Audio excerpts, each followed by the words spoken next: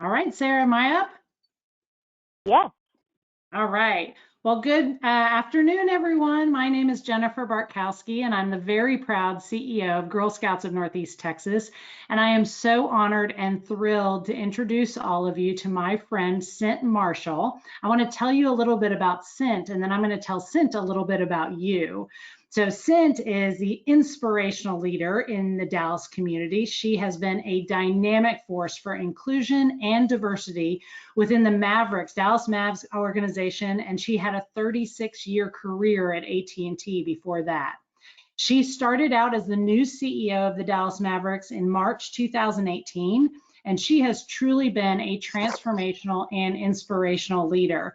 And she has a true vision for the Mavs to become the NBA standard for inclusion and diversity. And she has brought transparency, trust, and her values-based leadership style to that company culture. And so we are so glad to have her join us for this Ask the Expert series. But I want to tell you a little bit about Cynt's commitment to Girl Scouts too. I was thrilled to get to take Cynt on a tour of the STEM Center of Excellence a couple of months ago. So she got to see one of our premier camps and to really get to understand the work that we're doing to get girls engaged outdoors and in STEM and in the Girl Scout leadership experience. She also was honored me by giving me the very first True Maverick Award that the Dallas Mavs gave out to community leaders last year. And I was so honored to receive that award and to stand in the middle of American Airlines stadium area and be honored with that recognition. Cynt, I want you to know that we have girls kindergarten through 12th grade on the phone. We have their parents, we have volunteers. And today is actually a very special day for Girl Scouts. Today is Girl Scout Leader Day, and it is a day where we recognize and honor our 8,500 volunteers in our Northeast Texas area. So I know you'll join me in thanking all of them for their hard work, particularly during this challenging time. So with that, I'm excited, Cynt, to have you share your background and your leadership, and I'm going to turn it over to you. Awesome. Thank you, Jennifer. I hope everybody can hear me out there. First of all, happy Wednesday, girls, and happy Leader Day. I love this. I love this to honor all of the volunteers and what you're doing every day to pour into our future. So thank you so much.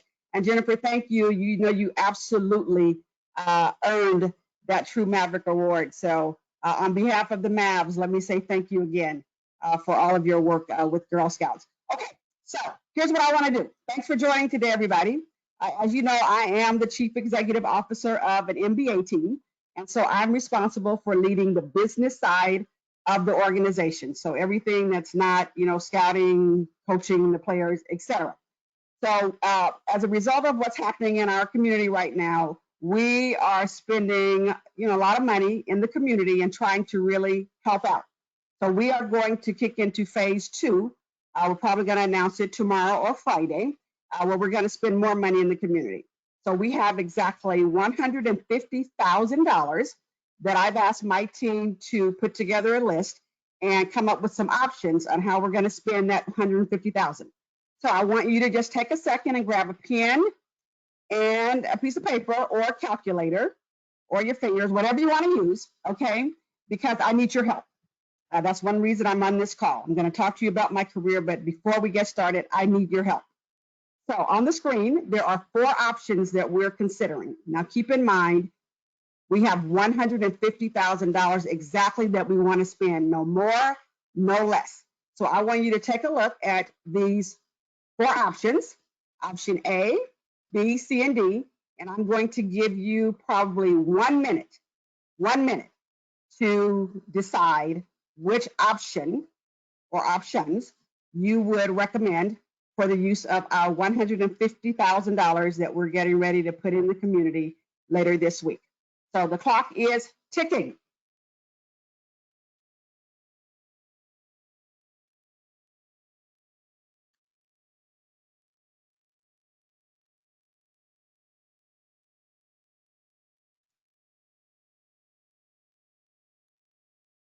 I know we have some math wizards out there, and I know we have some philanthropists out there.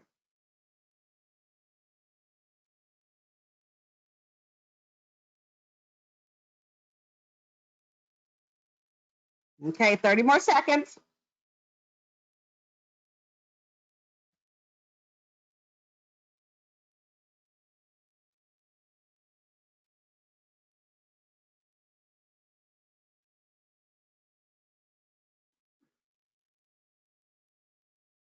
Okay, are you ready?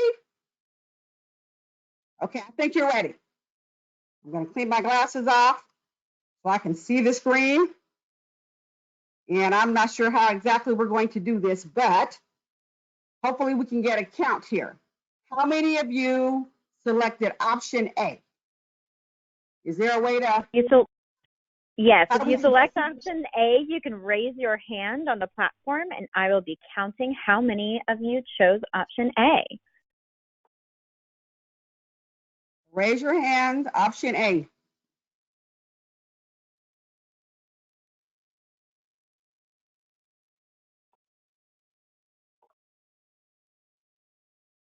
Okay, Sarah, are we ready to go to option B? Almost. Yes. Okay, how many of you chose option B? Over here that starts with Hunger Busters, a great organization that's doing great things in the community to feed our folks who are really, really hungry right now. Option B? Sarah, let me know when we're ready to move to option C. Ready to move on to C. Okay, option C that starts with the North Texas Food Bank. They're doing some amazing work right now. How many of you selected option C for the $150,000 phase 2 of Mavs giving in the community right now? We're assisting in new ways off the basketball court.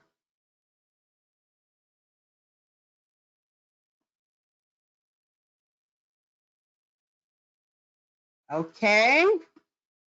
Sarah, we ready for option D? Yes. Okay, option D. How many of you chose option D that starts with the Senior Source, an amazing organization taking care of our seniors, Minnie's Food Pantry, doing some amazing work. I know tomorrow they'll be feeding 1,200 families, City Square, just some great organizations. So how many of you selected option D for the $150,000 Mavs phase 2 giving?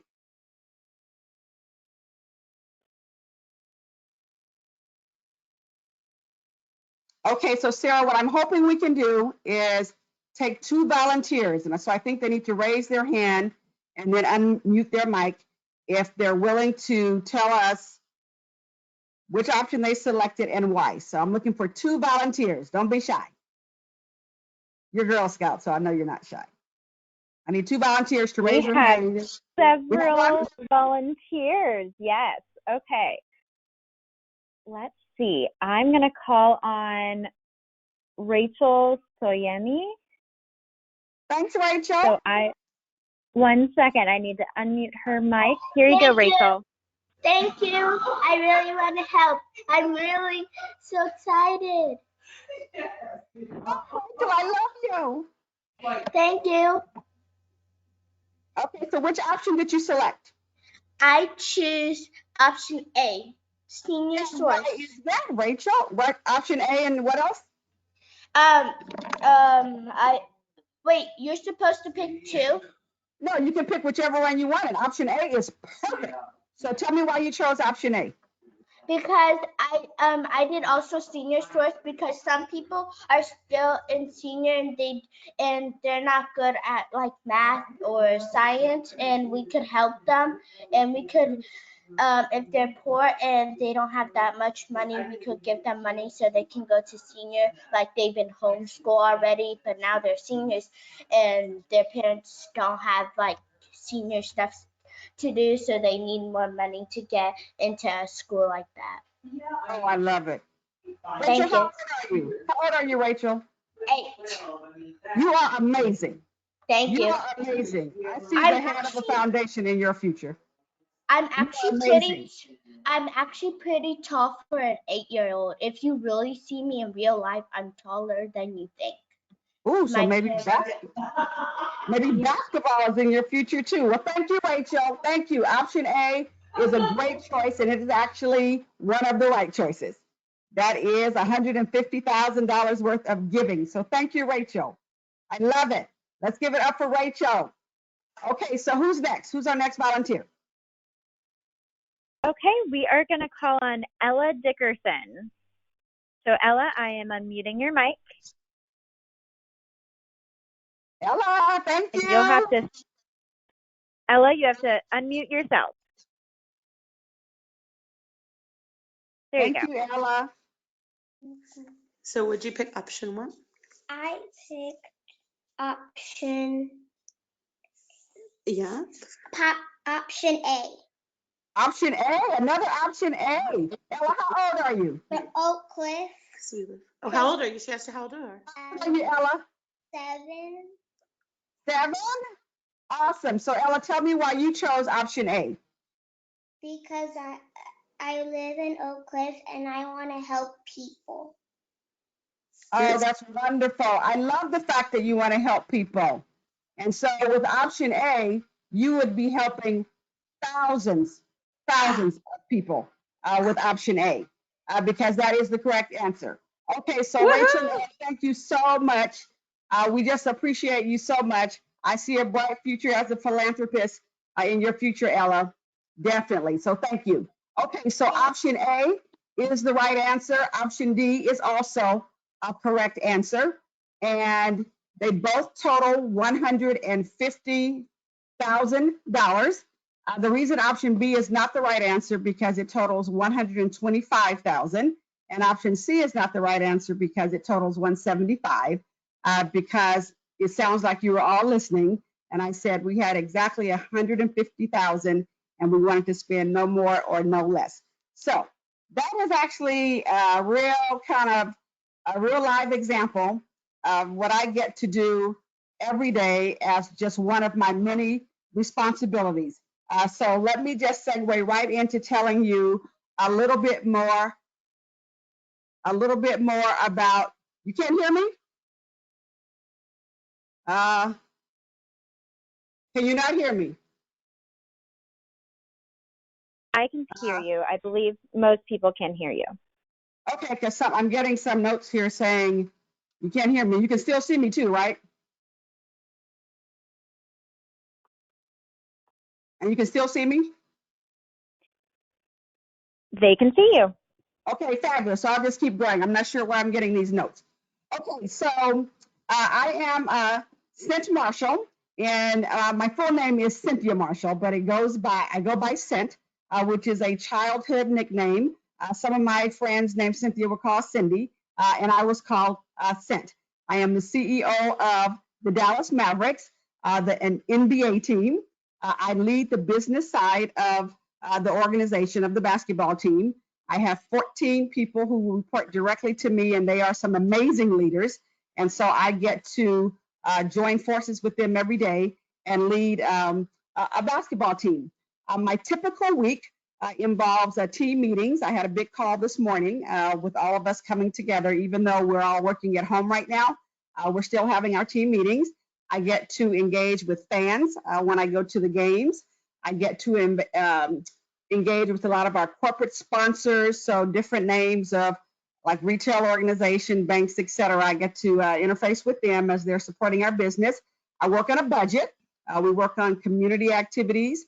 I work on a budget that helps to run the entire organization. So I love math, so my math skills come in handy quite a bit.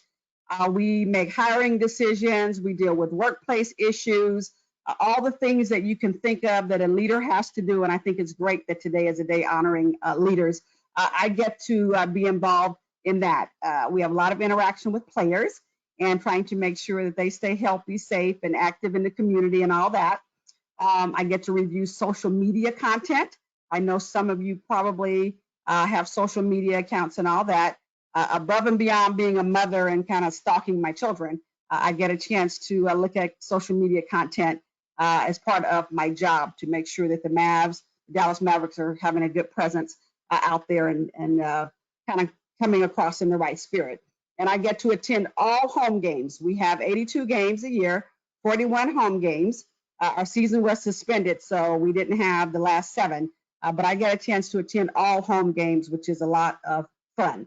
I get to do halftime check presentations. Jennifer talked about one of those when we named her as a true Maverick because of her work with the Girl Scouts. So I get a chance to do that. Katie Edwards does all the work behind the scenes, and then I get a chance to present the check, which is fun. And then I get a chance to have meetings with my boss, Mark Cuban, and strategy sessions and all that. And so that's usually what I do during the season. And then in the off season, I spend a lot of time with planning and strategy and all that. So again, Dallas Mavericks, we're one of 30 NBA teams, part of the Western Conference. Last year, we had the Rookie of the Year, Luka Doncic. So I got a chance to go to Los Angeles to that ceremony when he was presented with the Rookie of the Year from the NBA. And so I deal with everything except scouting, drafting the players, and coaching the players. Everything else, all the business stuff. Personal history, I grew up in Richmond, California, born in Birmingham, Alabama, but I grew up in Richmond, California, and just had, I got a great public education. Even though I grew up poor, we just didn't have a lot, violence in the neighborhood and all that. My parents stressed education, and I always say my mother put 2 books in my hand, a math book and a Bible. And so I got a chance to go to school, listen to my teachers. They recognized that I had an aptitude for math. They recognized it. I mean, I did. I used to add up license plates and all that. I love my numbers. And so they recognized that. They also recognized leadership abilities. And so they just put me on a path to being a leader. In high school, I decided I was going to be a math teacher because I love numbers so much. And I had a great teacher, Mrs. Elois Irving, who I just adore. And I just decided I wanted to be just like her. And so I was going to be a math teacher. So I joined the math and science clubs. But I was also very active. So I ran track, and then I was a cheerleader. So they just had me doing everything, which I just loved because I wanted to be busy and I wanted to be active. I was motivated by my desire to exceed the expectations that most people had, folks who were growing up in my neighborhood. So I decided, and my mom decided, and my teachers decided that I was going to have a different path than a lot of them had at the time, and that they put me on a path to go to college and to graduate from a 4-year university, and no one in my family had done that. And so I was motivated by exceeding those expectations. I was motivated to help my mother. I wanted to make my mother proud because she had made so many sacrifices for her kids to go to school and work 2 and 3 jobs to feed us. And I have 5 brothers and sisters. So she had a lot on her plate. And I was just motivated by making a difference and being a part of helping her, frankly, get out of that situation. And then I was motivated by all of my classmates and helping them. And even in high school and middle school, I was just real focused on advocating for people, trying to help people. And I was also very competitive, though. And so I wanted to go out for all the clubs and try out for everything. And fortunately, I listened to the adults in my life because I didn't have the answers. And they told me, join this math club. I joined the math club. They told me to join this DECA, Distributive Education Club. I joined that. They told me to go do this. I did that. So I tried to listen to the adults who really knew what I was capable of doing, and they saw the aptitude and abilities that I had. So I got a chance to have a great high school experience, and I ended up getting a lot of scholarships to the college of my choice, and I chose the University of California at Berkeley. So I ended up, go Bears, any volunteers out there. So I ended up being put on a great path to college, and got to college and was real focused. I had a boyfriend who I put on hold for 4 years. Literally, I put him on hold for 4 years and told him I'll call him when I graduate because I was focused on doing what these people in my life told me to do. They told me to have big dreams. I had big dreams. They told me to focus. I put him on hold for 4 years and called him when I graduated. And now we're going to be married 37 years at the end of the month. And they just told me to embrace my experience and work hard. And that's exactly what I did. So when I got out of school, I ended up with all these job offers and went to work for what was called the phone company at the time. You know them as AT&T, and had a great 36-year professional career leading a lot of people. I grew up in California, so I worked there for 25 years, then went to North Carolina for 6.5 years, and then Dallas for 7. So my My education and then getting that good job led me around the country. And then it also got me involved in a lot of community activities. And I don't know if I mentioned this, but I do have 4 kids, and they're all adopted, and they're all grown now. And it's just been a great experience. Okay, so I am working from home. My entire team is working from home. I'm working at home with, let me find my tiara, because I'm the queen of the castle at home. And I don't know if you can see this, and I'm the queen of the castle at work too. So I keep a tiara to remind me that I am the queen of the castle, just like you are a princess. And always remember that, because you'll run up in some things in life where you will start thinking that you're not this, you're not that. And that's happened to me in my life. And I have to remind myself that I am a princess. I am a queen of the castle. I do run this. I am in charge, and I got this. Okay, let's see. In terms of my business, they wanted me to talk to you about this COVID-19 situation. As I said, we're working from home. We are complying with all of the mandates to say stay at home. Our financial outlook is, just like everybody else. We just want to get back to normal. And so, fortunately, we were able to pay our people. That was important to us, that we keep everybody who was involved in game day operations and just all that. That we, my boss, it was important to my boss, important to me, that we send a message early that everybody would still get paid, even though we weren't having home games. And so we have stuck to that, which is, I'm very, very happy about that. Okay. And so all that works out for us. They want me to give you some advice. As you can tell, I'm a talker, and believe it or not, I was a quiet kid, and I didn't really start talking until I was 11 years old when I got to the 7th grade. So but I haven't stopped talking since then. So here's my advice. Graduating seniors, my advice for you is to smile and get ready. I mean, just smile and get ready. One of my favorite books that I always give out to seniors in high school and college is this book right here. I hope you can see it.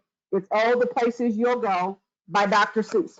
I love, love, love that book because it gives some real good life lessons about life's journeys and the challenges. And it talks about the places we'll go, the good decisions that we'll make. So just get ready. The world is getting ready to open up for you, and you just focus. If you got to put that boyfriend on hold, you put him on hold. You focus and handle your business. High schoolers, my advice to you is to make good decisions. Every day, you will have a choice in front of you. Seek the advice of the adults in your life and make good decisions. Because the record counts right now in high school. The grades count, the extracurricular activities, the decisions you make, the friends you make. So that would be my advice. Make good decisions, know that the record counts, and make good friends. Please make good friends. Middle school, explore. Just try different things. You don't know what your passion is. You don't know what you're going to be good at. You don't know everything that you're going to like. So just explore, try different things. When I was in middle school, I took French for 2 or 3 years, and then I took it in high school. I thought I wanted to live in France, and then I decided, no, I don't want to live in France and speak French. I want to be a math teacher. But just try different things, open it up. I can still speak a little bit of French. But just explore things academically and extracurricular wise. Don't let anybody just box you in, because there's just so many good things out here, especially for girls. So many opportunity. You can just do whatever you want to do. So don't let anybody box you in. And this is to all of you, to think that something is just for a man or a boy. You can do whatever you want to do. I mean, you're the queen of the castle. And then for all of you, I would say, be the best.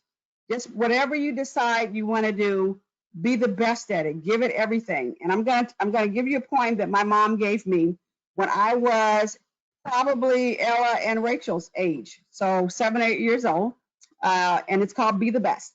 And so the poem says, if you can't be the pine on the top of the hill, be a scrub in the valley but be.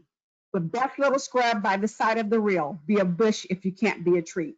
If you can't be a bush, be a bit of the grass and some highway happier make. If you can't be a muskie, then just be a bass, but the liveliest bass in the lake. We can't all be captains. Some have to be crew. There's something for all of us here. There's work to be done, and we've all got to do our part in the way that's sincere. If you can't be a highway, then be a trail. If you can't be the sun, be a star. It isn't by the size that you win or you fail. Just be the best of whatever you are. Be the best, give it your best, try your best. So that's kind of my story. I think it's 12:30. I'm supposed to open it up for questions and answers. That is who I am, and I am so glad to be your expert today. So let's open it up. Well, thank you so much, Cynt. So our first question is, what do you do each day? Can you tell us a little bit about a day in the life of you? Okay, so my day right now, okay, so I kind of described my previous day. My previous day consisted of, if it's a game day, it consisted of a few meetings, then checking in with the marketing team to make sure from a digital standpoint, we got our social media in check, checking in with our ticket sales and service team to make sure that the house is going to be full because we try to get over 19,000 people in the arena for every home game. So checking to see if all of our tickets have been distributed. Do we need to invite, more community groups? What needs to happen there? Are we going to have a good experience that night? Checking in with our player relations people to see if the players need any support from us. So I kind of spend my game days checking in with everybody, getting ready, responding to any calls that come in from the media, supporting our media team, Aaron Feingold and Scott Tomlin, who are amazing. And just it's all about the game day. So that's on game day. On non-game days, we do a lot of planning. I actually am fortunate that I get a lot of requests to go out and have speaking engagements on different topics on leadership, diversity, inclusion, working in my previous role, technology, and working in sports and all that, because I have actually worked into what they would say are male-dominated industries, even though we're seeing more and more women in these industries. So I get a chance to go out and talk about that a lot. And spend time with our people, which I love. That's the best part of my job is working with our people. Sometimes we have to make decisions where, we might have to let somebody go. We get to hire people. We get to bring joy into people's lives in the community. So I love it when we have our community activities where we go out to make a difference. Katie keeps us real busy there. So my typical day involves a lot of people interaction. I do have to spend time in email. So I said, I have to do my people work and my paperwork. And so I do have to approve different expense reports and do all of my supervisory responsibilities and then clear out email. I probably get maybe 300 emails a day. So I try to stay on top of that, not always successful. So I try to spend time on email. So I have my week planned out every Sunday evening. I try to plan my week out for the entire week. So if I have to travel, so if I have 2 trips to make, I have 2 suitcases prepared. I plan a lot, which helps me keep up with all the different things I have to do. My typical day now includes this kind of activity, which is awesome. So a lot of virtual presentations, virtual team meetings, still doing planning and touching our people and trying to make sure we're still making a difference in the community. So I'm just doing a lot of the same stuff virtually. Obviously, we're not playing basketball, so I don't have any games to go to right now. But tonight we are going to air our 2011 championship. So I'll get to be at a game in my living room tonight for 2 games. So that's that. That's what I do. I touch people. Awesome. Thank you. We do have a lot of questions on the question log, and so we may not get to everyone, and that's okay. So what is something that you think is hard about your job? From Megan. Oh, what is hard about my job is not knowing everything about basketball.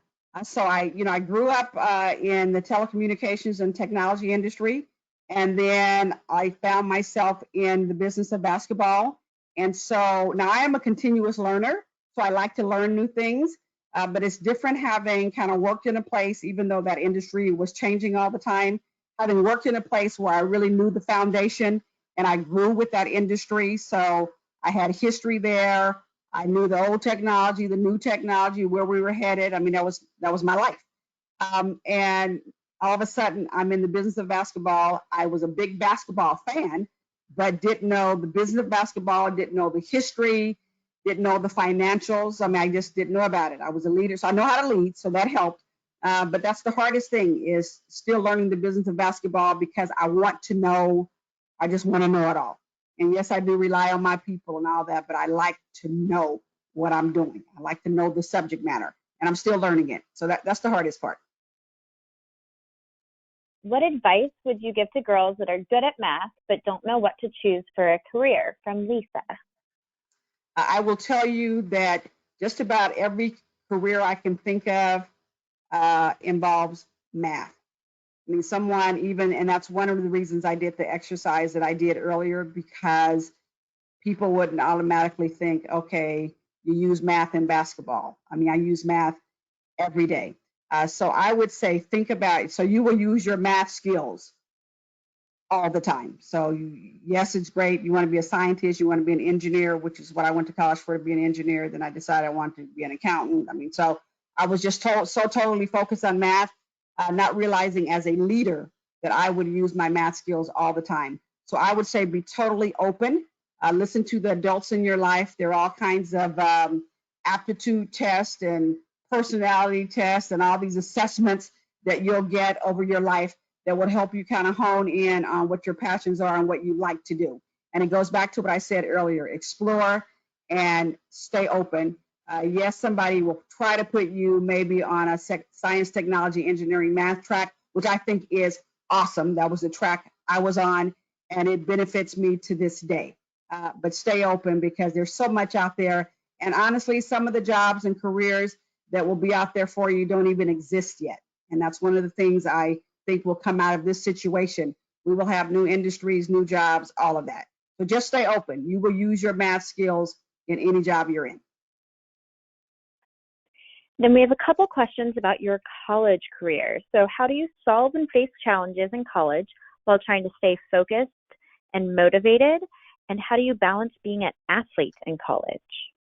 Okay, I ended up stopping my athletic career. I went to college on an academic scholarship. And so I decided I didn't want to run track anymore until the coach actually found out I was on the campus. And so then they begged me for like a year to join the track team at Cal, but I wouldn't do it.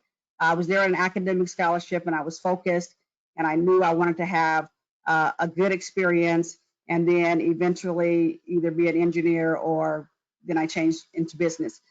So I stayed from day one. From day one, I knew it was an experience that a lot of people don't get. I mean, so I cherished it from the beginning and told myself that I was going to stay focused. I was definitely going to graduate, and I tried to surround myself with good people. I actually joined a sorority, Delta Gamma, and so those sisters also, truly, they became my sisters. And so that we all helped each other stay focused. We held each other accountable for making good decisions. But it comes back to planning. I plan my days. I would plan my weeks. I would plan my semesters. And it's funny because when my kids were in college, I'd make them plan their semesters. Sometimes we'd have to make a change, but I laid it all out. So I was organized, and I had good people in my life. I had good advisors talking to me, because, you know, I was young. I didn't know everything I needed to know. Even now at 60, I probably don't know. I know I don't know everything I need to know, but I had people around me. So I'd say just stay organized. Really, really put your mind to that end goal. See that goal. Put that date out there. Even if you're a semester or two off, put that date out there. But know what you want to do, and know that college is about the academics, but also the growth and the experience that you'll have as a person. So you want to get involved in activities and all that, but not to the point where it takes you off your studies, because at the end of the day, it's about graduating. And again, if you graduate on time, fine. If you extra semester or two, like some of my kids, that's okay too. All right, what else? Okay, what was a pivotal point in your career, and then the biggest challenge that you've faced thus far, and how did you overcome it? Okay, a pivotal point in my career was when I got a call. I was actually at a basketball game, and I got a call December 29th. It was my daughter's 12th birthday, so it was 2016. And they asked me, no, 2006, and they asked me to move my family from the San Francisco Bay Area to North Carolina. And of course, my family, my mom, everybody's in the San Francisco Bay Area. And so that was a big point for me. Fortunately, again, we had planned it. I knew that there's a possibility, you know, if you were an officer, a high-level person at a company, there's a possibility every time you have a big merger or something big like that, you might get that call. But we actually finally got it. And so that was a big decision for me to decide if I was going to leave where my family was and take my immediate family to another state across the country. And so we did it, and it worked out great for us. And then, of course, we ended up here in Texas. So, but it was a pivotal moment for me, and it also really helped to launch me as a national leader, which was great too. So a lot of pluses came out of it. And then let's see. So you want to know the pivotal point, and then a big challenge that I had. I think it's, as a woman, I have had situations where there are some people, including women, not just men, who just felt like I shouldn't be in the leadership job that I was in because I was a woman. And so always having to prove that I've earned the spot that I'm in and that I'm capable of doing it. And the way I try to do it is always with results. I love people. I mean, I love God and I love people. And so that's first and foremost. And so after showing that I truly love the people, I truly care about the people, I'm willing to make bold decisions on behalf of the people. Once I do that, I think people can kind of get past, oh, she's a girl. And I have this thing that says, cry like a baby, fight like a girl, change the world like a woman. So I'm past the fight like a girl stage. I'm into the change the world like a woman stage. So I come in to change things, and I come in to change things for the better for people's lives. And I think once people see that, they get beyond it. Now, there will be some people who will never get beyond it. Fortunately, I don't know a whole lot of those people. But you have to know who you are, be able to look in the mirror, know you're doing the right thing every day. I come home every night. I mean, every morning, I just say, Lord, let me go and do the right thing. You know, give me the strength, wisdom to see what's really happening. And then I come home every night and I look in the mirror and ask if I did the right thing by people. And then the results follow. What else? What do you do for fun? Oh, let's see. I love to write. I'm supposed to be writing. I'm supposed to be writing 5 books. I actually wrote one that's still sitting somewhere waiting for us to edit it. So I don't know what's going on there. I wrote a book about my cancer journey because I am a cancer survivor. So I love to write. I love to read. When my kids were younger, I was a big soccer mom, swim mom. So my whole extracurricular life was around their activities. I like to work out, so I've actually been able to I'm back to working out every day since we've been staying at home. So the elliptical and the treadmill are my best friends now. So I like to do that. And then I like to go on vacation in the Bahamas. I like to go to the Atlantis, to the Cove. That is just paradise for me. And so, and then I just kind of like lay out and read. And then I do a lot of volunteering and community stuff. I love to go out and be a part of just making a difference in people's lives. And I don't care what it is. That just gives me a lot of joy. I don't have a whole lot of relaxation time unless I'm in the Bahamas at the Cove, laying out in the cabana. Other than that, I am busy and I love it. I mean, that's truly what gives me joy. That's what I do for fun, is to get in there and help people. Like this right now for me is fun. This is not work. I'm having a ball. You can probably tell. I'm having a ball. This is what I do for fun. How did you get your job, and how did it feel to work for the first time? Okay, how did I get the job that I'm in now? Let's go back to your first job, and then we'll talk about how you got to your current job.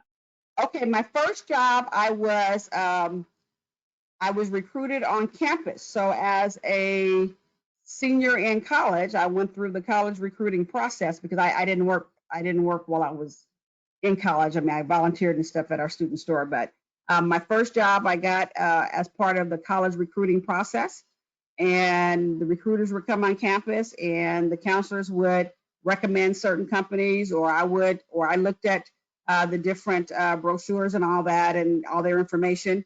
And fortunately for me, I ended up with 13 job offers. I think obviously because of my academic record, but also because of the leadership experience and all that.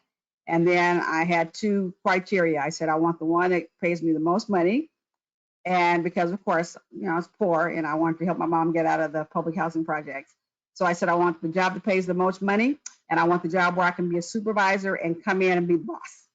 And it worked out great that I ended up being able to do both and have these wonderful, wonderful people who embraced a 21-year-old and taught me everything I needed to know about my new job with AT&T Pacific Bell, as we called it in California. And so that's how I got it, college recruiting process. And then this job, of course, I got a call from Mark Cuban asking me if I would come and meet with him because he was looking for a transformational leader for his organization. And somebody gave him my name as somebody who they thought was a transformational leader and could come in and help lead the Dallas Mavericks and join Rick Carlisle and Donnie Nelson and the other people who were on Mark's team. And so I'm blessed. I said yes. And I said yes, really, because the sisterhood. It was important to me that we have women in these kind of jobs and more women in these kind of jobs. And one day, some of you will be in these kind of jobs if you want to. What else? Were you a Girl Scout? I can hear you. Were you a Girl Scout? No, well, yes, I was a brownie, I guess. I was a brownie until, we were poor, until my dad decided, and back in those days, they didn't have a lot of people to help you financially, which is, of course, not the case anymore. Jennifer is amazing about making sure that everybody who wants to be a part of Girl Scouts is a part of it. So we had to stop at some point because of money, which is not the case now, but yes, I was. But now I wish I could have just stayed in there forever. Will y'all make me an honorary Girl Scout now? Can I be an honorary Girl Scout now? We can certainly work on that. Okay, You bet, Cynt, absolutely. Okay, work on that. What else? What is your college degree? My college degree is in business administration. I have 2. I ended up double majoring, business administration and human resources management. I finished my degree early, so then I had a year to kind of play around with. And so I actually wrote a major for human resources management for the first time at my college, which was terrific. And so those are my earned degrees. And then I have like these 4 honorary doctorates from around the country. But those are the 2 that, in my opinion, I earned. These other people would say I earned these honorary doctorates, but you know what I mean. And I was an engineering major. Let me just say this. I walked in as an engineering major, getting straight A's with one of my little buddies. They were so happy to have these 2 girls in the School of Engineering at Berkeley. And neither one of us, we loved math, we loved science, but we started getting exposed to other things. And I decided I wanted to use my math and science skills in business. And she wanted to be a pharmacist. And so it took us over a year to kind of change our majors because, they didn't want us to. But we wanted to show that we could still use our technical aptitude and put it in other areas. So, but I walked in as an engineering major and loved it and did well and parlayed that into something that I had passion about. When you were a young girl, did you enjoy arts and crafts? I loved arts and crafts. I have a picture somewhere. Aaron Feingold has all these pictures of me from my childhood, so I got to find this one. But I love to sew. And so I made, now it's interesting because this was in not even middle school. I probably was in the 3rd or 4th grade when I did this. I actually made an outfit, these big royal blue palazzo pants and a gold vest. Of course, my college colors years later ended up being blue and gold. So that's a pure coincidence. But my mom had a sewing machine that my grandma had sent us from Birmingham, Alabama. And we would sew all of our outfits. And then when I became a cheerleader, we would make all of our cheerleading outfits because we couldn't afford them. But that was okay because we could put our own touch on them until we could actually, raise enough money to start, buying our cheerleading uniforms. So I do love to sew. Wonderful. And can you tell us, what is it like getting to know all of the Dallas Mavs players? They're wonderful. It's awesome. They are, and I say it often, they are champions on and off the court. And I get to see them on the court and off the court. They are wonderful, wonderful young men who have a heart obviously for basketball and for competing and for excelling. So they are true champions of excellence. They're also champions off the court. They love the community. They love to be involved in activities. They've done so much even in this situation. I don't know if you saw one of our players, Jalen Brunson. He did a public service announcement with the mayor talking about the 5 things to do to stop the spread of the virus. They like to get involved. Dwight Powell is out there. I mean, I can name all of them and tell you something that they're doing for the community. So it's great to get to know them just as people and just to see what great character they have. And some of them are just really funny guys. You see some of them out there on social media.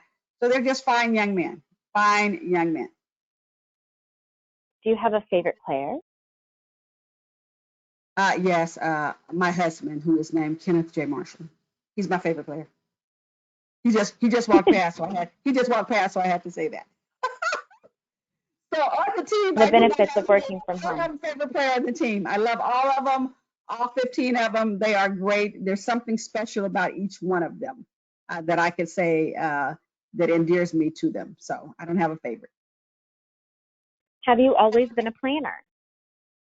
Yes, I have always been a planner. It's not, and my mom and my sisters, they all talk about, my sister loves to tell a story about when we, be outside with the red wagon and how I'd get everybody lined up. I'd tell them what time we were going to play, then I'd get everybody lined up in the wagon. Then I'd plan like the next day of play in the summer when they just want to just do whatever they wanted to do. So she tells all these stories now. I'm like, I don't remember all that. She goes, oh, no.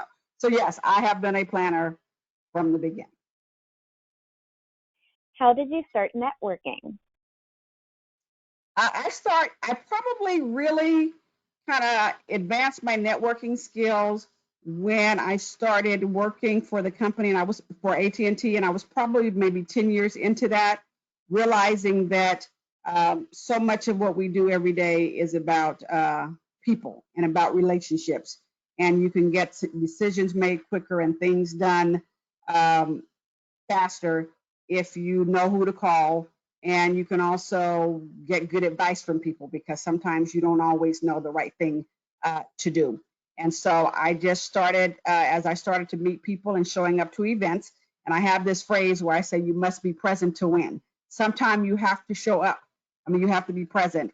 And as outgoing and extroverted as I am, there's a side of me where when work is over or when school was over, I do my activity and then I want to go home. I mean, I want to go home. I want to get in my book.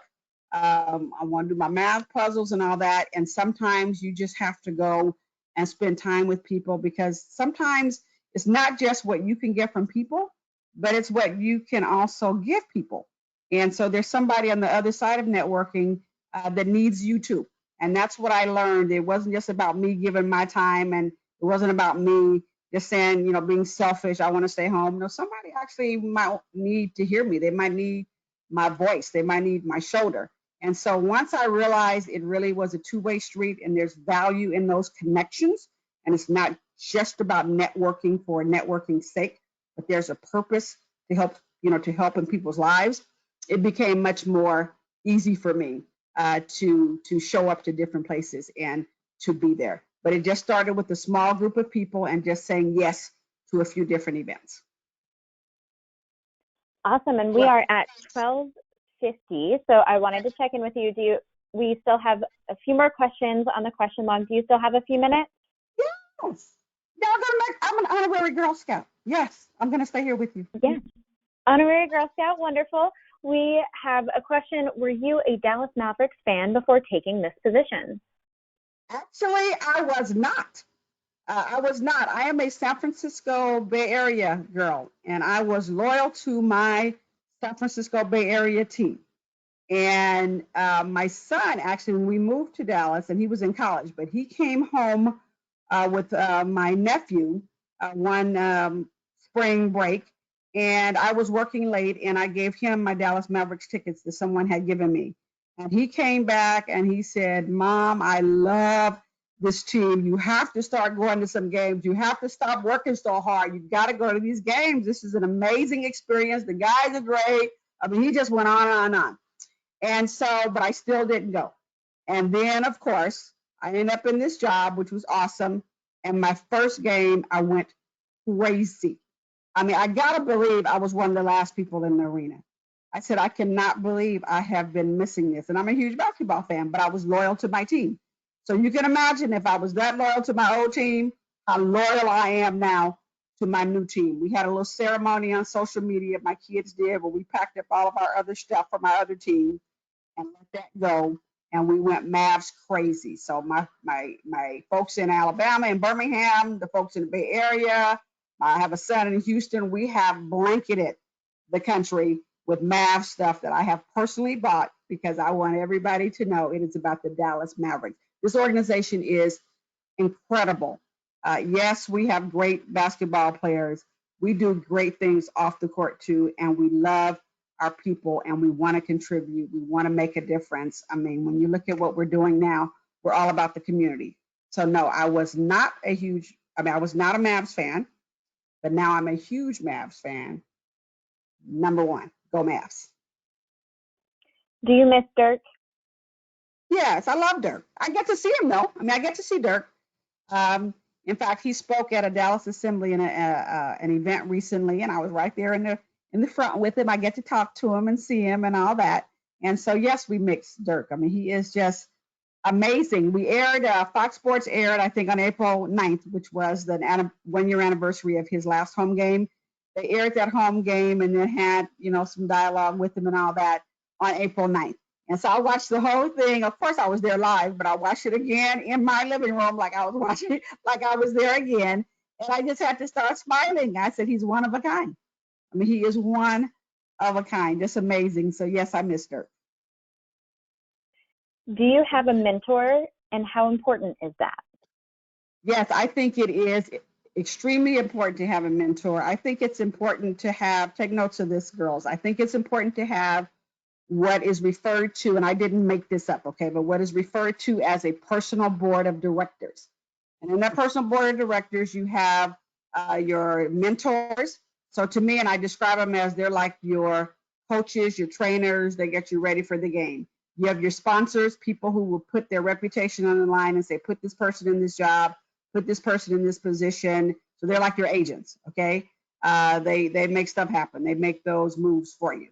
They identify those moves and make them happen.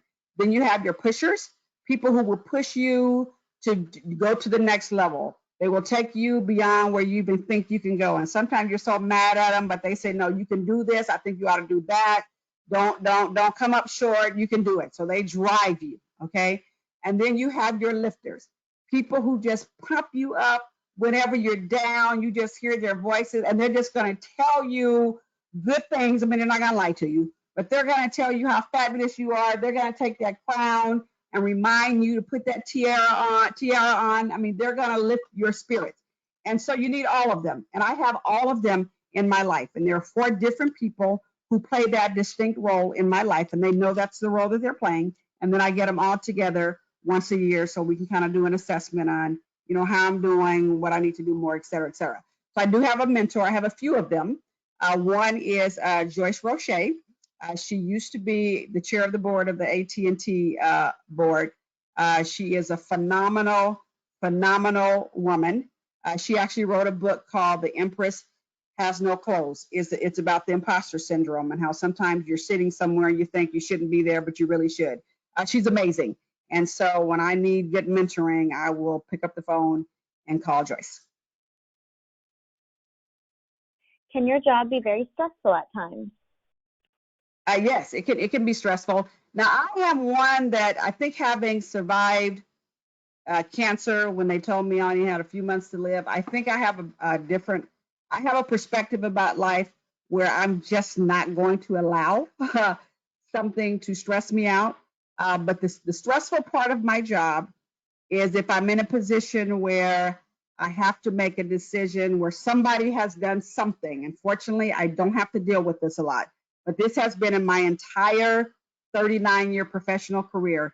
If someone has done something to put themselves in a position where we have to let them go, that is always stressful, no matter what the situation is, knowing that somebody's livelihood, that someone has impacted their livelihood or their family to the point where I've got to ask them to go. That is stressful. And I tell the leaders of my team, the only thing really that ought to keep us up at night is stuff like that, that really, really is about people's lives. That's the stuff that should keep us up at night. Everything else, we got this. So that's the stressful part, is when I know I'm making decisions to impact people's lives. And I pray every day that I get it right. How do you help yourself and others? How do I help myself? Is that Yes. the question? You know, Yourself and others. I have thought a lot about this lately because I'm a helper. I mean, I will get out there and physically help people. I will give advice. I spend time on the phone with people. I write checks. I figure out who need, whatever they need. I'm there. I mean, I'm a woman who adopted 4 kids. 2 of them were on TV. My son saw both of his sisters on TV, and we adopted them. So I am naturally a person that wants to help in whatever way a person needs help. What I have realized as part of this whole process being at home, and it's like on the airplane when they say, if something happens on the plane, you have to put on your mask first before you can put on somebody else's mask. And I've thought about that, how I do have to take care of myself and make sure I'm healthy and spend a little time on me before I can actually go and help somebody else.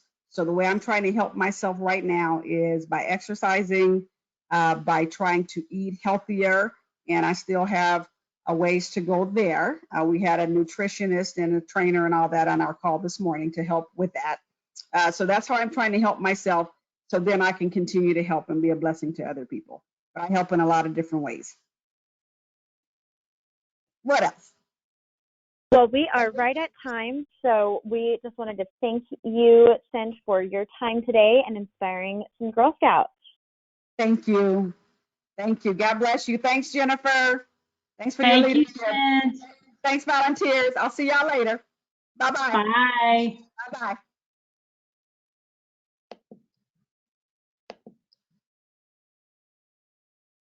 Thank you so much.